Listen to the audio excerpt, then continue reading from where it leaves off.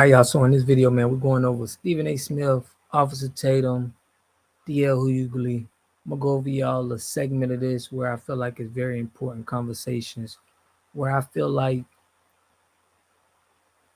I need to definitely explain my point, because there's a lot of people on the left that say they thing and people on the right, and I think an opinion from somebody that's not on either side is very valid. So I'm gonna go over what Officer Tatum said.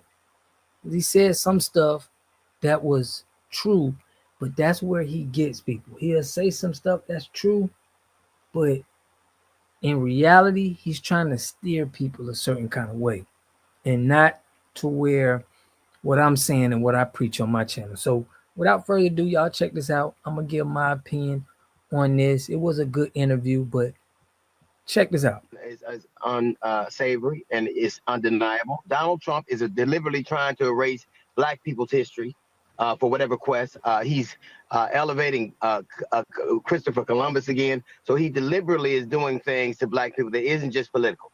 And any Black man that does it is going to obviously catch some level of heat. When a Black person does it, I can when it's a Black person, I can always tell what kind of Black person. I can always tell what they are. Whoa, wait, what does that mean, Dia? Saquon Barkley, he had a girlfriend and threw around the N-word a lot and said she wasn't a gold digger and she wasn't messing with no broke N-words.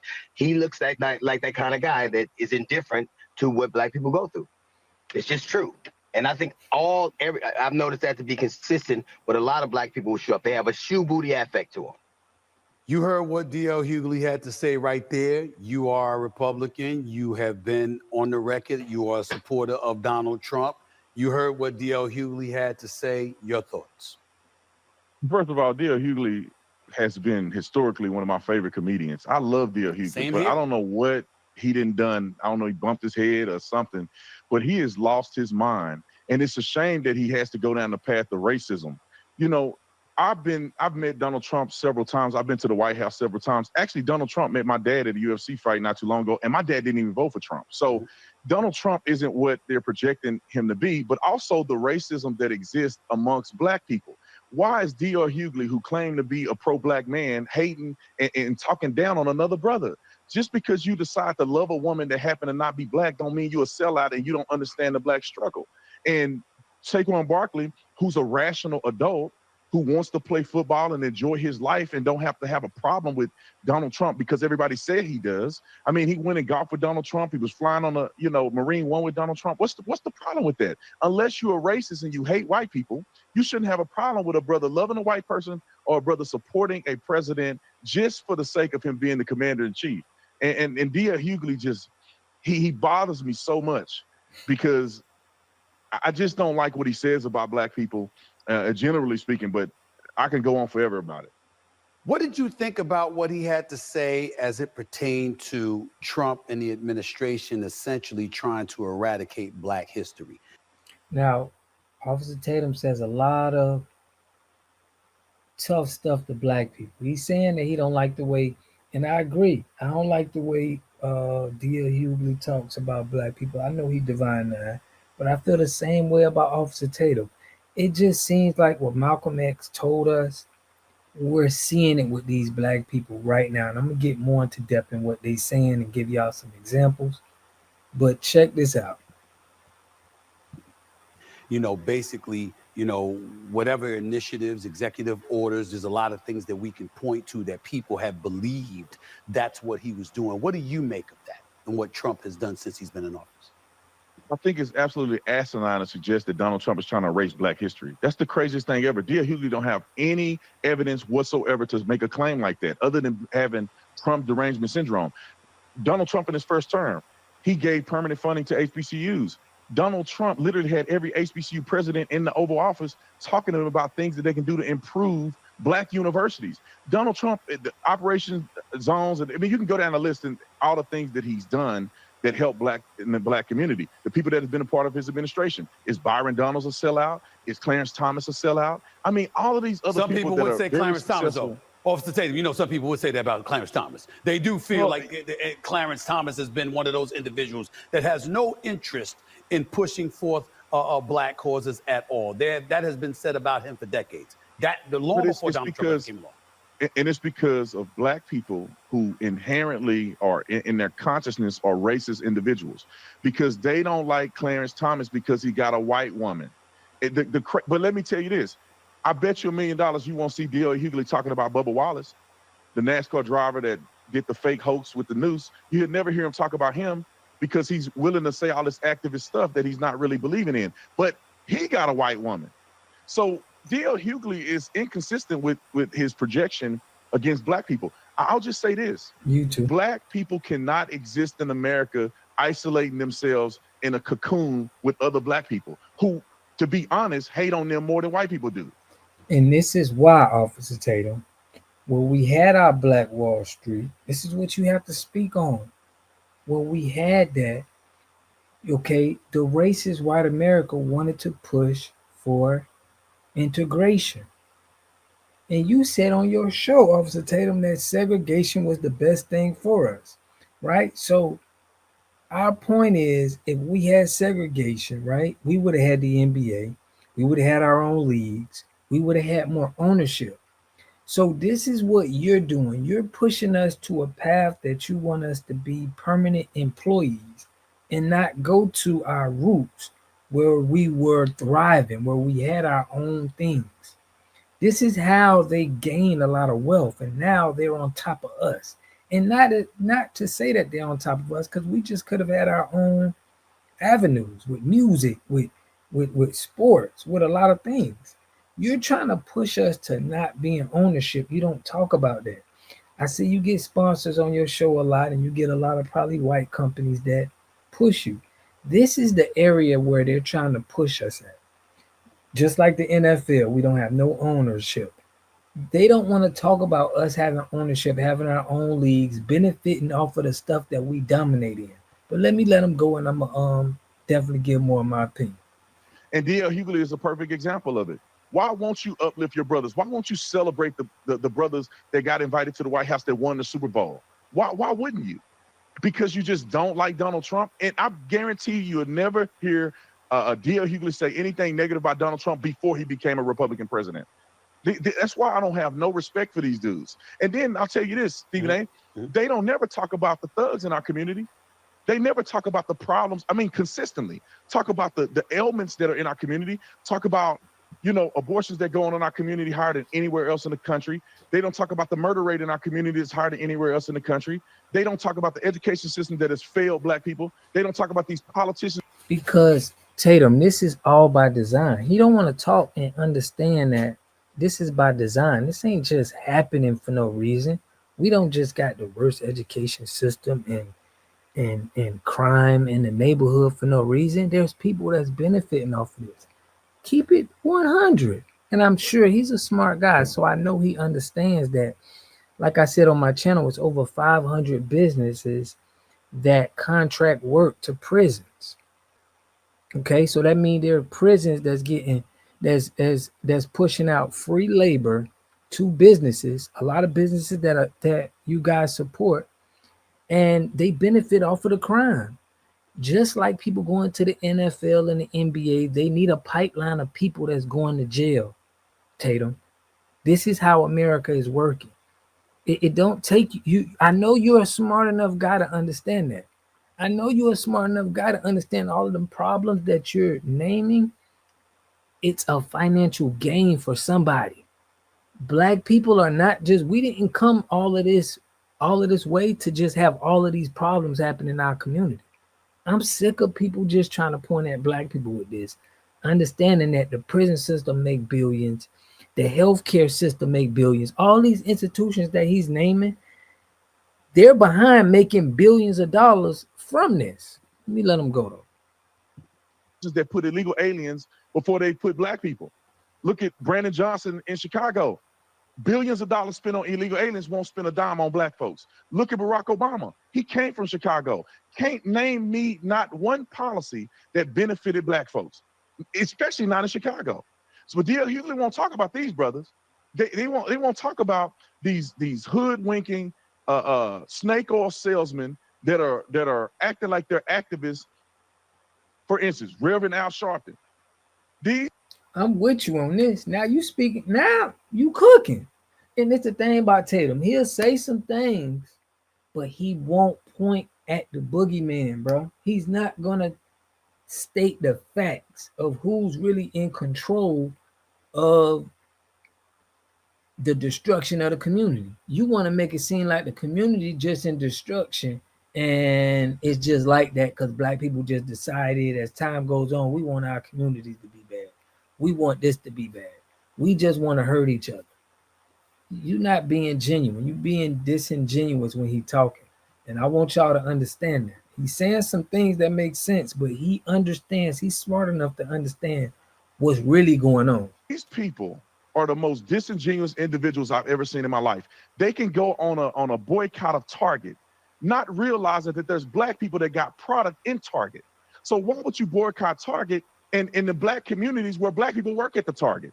How about we stop wasting energy being victims and start supporting black people? Have a march to support black businesses, where we spend our money in black businesses, where we put our money in black banks, where we send our kids to black universities. Stephen A., you know why you would never see them do that?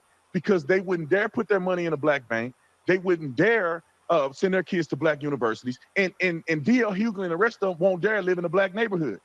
Ask Stephen A. where he live at. I guarantee you, we look it up, he live around a number of white folks. Mm-hmm. So this is why I don't believe these people and why they're detrimental to black people in America. I got to take a break to pay a bill. Don't go anywhere. We'll be back with more in just a second. What I would challenge you on, Officer Tatum, and I respect the hell out of you and where you're coming from. I don't agree with everything you said, but let me say this. A lot of the litany of things that you labeled in terms of problems that exist in our community, problems that exist in our country, you're absolutely right on point. I'm not here to challenge that at all. I love the last part that you made about how they were so focused on immigration, they were so focused on woke culture and cancel culture that they forgot about black folks along the way, the folks on the left. I totally agree with you about that. I've been decrying that for the longest time. And when I think about D.L. Hughley, I've said this before you came on the show today. I'm like, listen, you can't sit up there and talk mess about somebody, all right, and then expect them to do business with you. You've got to be willing to compromise. You got to be willing to cross the aisle, figuratively speaking, in his case, because he's not a politician. You got to be willing to work. You can't be about denigrating the president for every damn thing. Like there isn't a single thing that he says that he doesn't do right. Everything he says isn't wrong. Everything he says isn't off kilter. Some things he said he does have a point about. There's no question about that.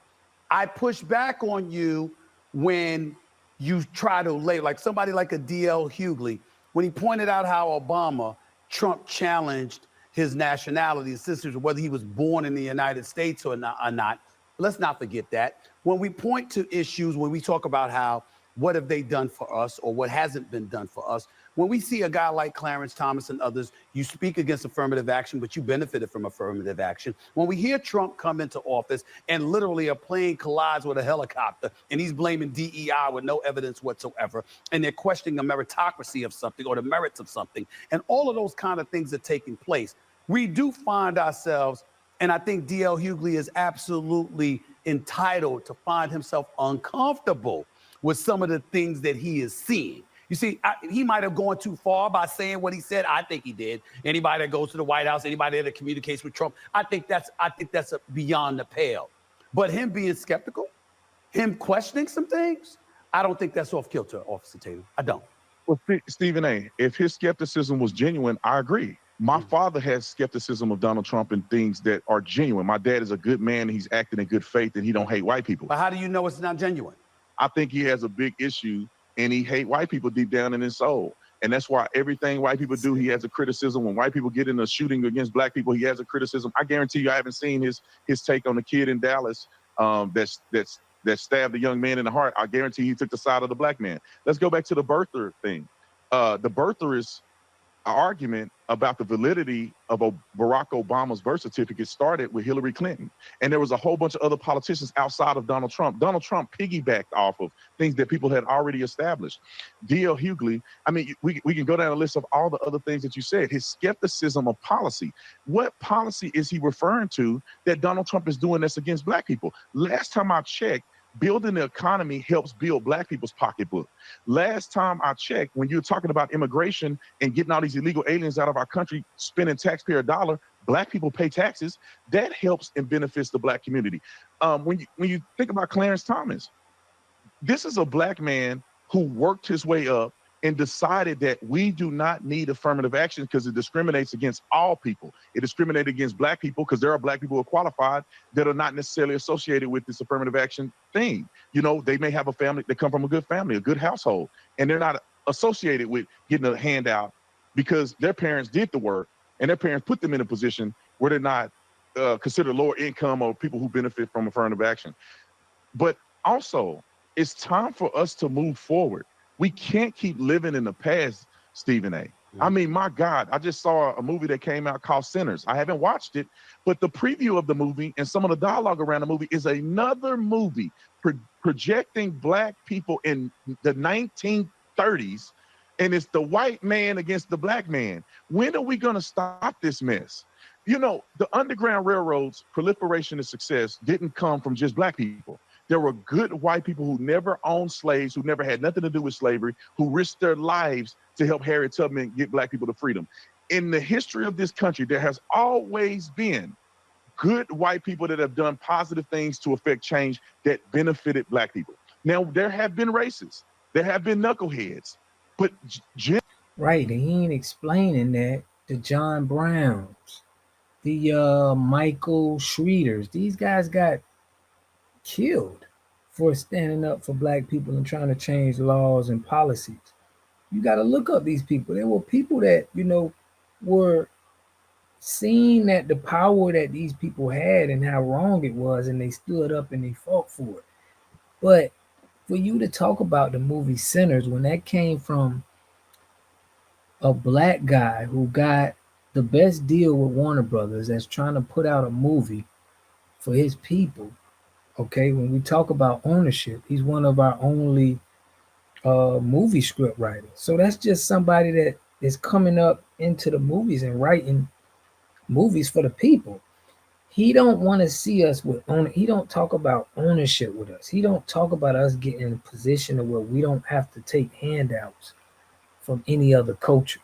He want us to still be in a position where we got to ask people and ask cultures for money instead of understanding that we got enough power to do what we want to do. Check this out. generally speaking, in the totality of circumstances, in the American experience, there's nowhere else on planet Earth black people can go and benefit and prosper and have a level of success than in the United States of America.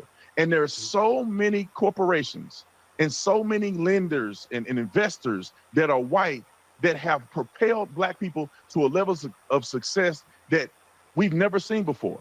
I mean, Stephen A., your contract is very handsome. And I don't think that they're treating you improperly because you black. So you see what he's saying? He's tying everything to money. His thing is there are a lot of white guys, investors, that's gonna give you money and put you in position and pay you handsomely. And they're not treating you no wrong or no type of way. He's not talking about us being able to invest in ourselves and be able to do for ourselves, like what Malcolm X preached. None of these guys, I don't care the left or the right, they don't talk like that. They don't talk like Malcolm X saying that we need to be able to invest in ourselves. We need to be able to have our investors. We don't got no owners in it. All of these big corporations that you talk about, we have to ask these people for money. We gotta put on our best foot to try to get a big contract with their organizations. This is how they see us. This is how somebody like Tatum wants us to be. He wants us to be cooperative and on code with what the society want us to be instead of us controlling our own destiny. It's because you earned it. No, It's because you went years of being consistent, right. speaking your mind, taking the heat, and then Well, you're getting paid. my response to that would be, that's true. I'm very, very fortunate, but I went through a lot before I got to this point, and it took me significantly longer to achieve what others who look differently than me might have captured sooner. But I do get your point, because I don't sit there and look back, and I don't view every white person as racist, and I don't view every policy as racist. A matter of fact, one of the reasons I've never felt that way about Donald Trump in terms of racism, Nazis, and all of this other stuff is Now we know everybody ain't racist, but they already set up the laws and the stuff and how it's working right now to where we're supposed to be in a certain position in a certain class. And this is what we talking about when we talking about what Malcolm X preached, what some of our leaders, Fred Hampton, preached. We have enough, we smart enough, we're talented enough to be doing the same thing that they do. He want to pat Stephen A. Smith on the back for getting a contract with Disney and ESPN because they paying him 25 million. We don't have none of our own networks. We don't have, we don't have our own like we did in the 1920s when they burnt our Black Wall Street down. We want to get back to them days with our own airports where we would have had our own basketball teams, our own NFL teams, our own banks, bruh. There's nothing wrong with us. We're not trying to be racist towards white people. We just want to have our own institutions and have control of them.